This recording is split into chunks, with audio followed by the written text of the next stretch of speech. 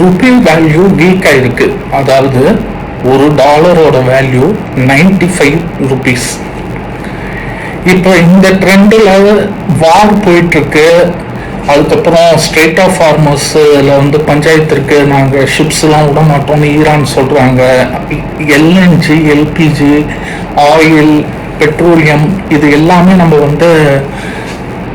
Straight of Hormuz and middle ஈஸ்ட்லேருந்து தான் வாங்குறோம். ஏற்கனவே அதோட ப்ரைஸஸ்லாம் அதிகமாகிடுச்சு. ஸோ இந்த ரீசன்னாலலாம் பணம் வேல்யூ வீக்காக இருக்குது.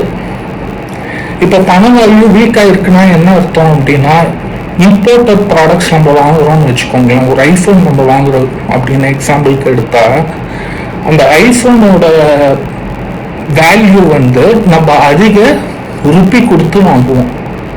யூஎஸ்லேருந்து இம்போர்ட் பண்ணுற ஒரு ஐஃபோன் அதிக ருப்பி கொடுத்து நம்ம வாங்குவோம். அதே மாதிரி நீங்கள் ஒரு ஃபாரின் ட்ராவல் பண்ணணும், ஃபாரின் ட்ரிப்பு போகணும் அப்படின்னா டாலர்ஸில் தான் நீங்கள் செலவிக்க முடியும். ஸோ நீங்கள் வெஸ்டர்ன் யூனியன் எங்கேயாவது போயிட்டு இந்தியன் ருப்பி அப்படியே டாலர்ஸாக நீங்கள் கன்வெர்ட் பண்ணி இவ்வளோ டாலர்ஸை நீங்கள் செலவு பண்ணிட்டு திருப்பி வரும்போது திருப்பி டாலர்ஸ் ருப்பியாக கன்வெர்ட் பண்ணிக்கலாம். அதே வெஸ்டர்ன் யூனியன் மாதிரி ஒரு எக்ஸ்சேஞ்சு இதில். ஸோ ஒரு டாலருக்கு 95 ரூபான்னு போச்சுன்னா அவ்வளோ பணம் நம்ம கையை விட்டு போகுது. ஸோ நீங்கள் என்ன ஸ்பெக்குலேட் பண்ணுறீங்க? கூடிய விரைவில் 80, 75 ரூபாய் ஒரு டாலர் வர வாய்ப்புகள் இருக்கா?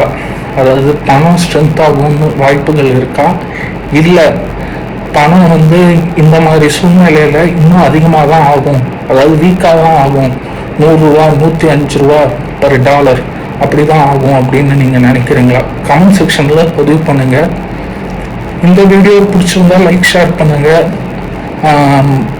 மறக்காமல் சப்ஸ்கிரைப் பண்ணுங்கள். கூடிய ஒரு வீடியோவில் சந்திப்போம். நன்றி, வணக்கம்.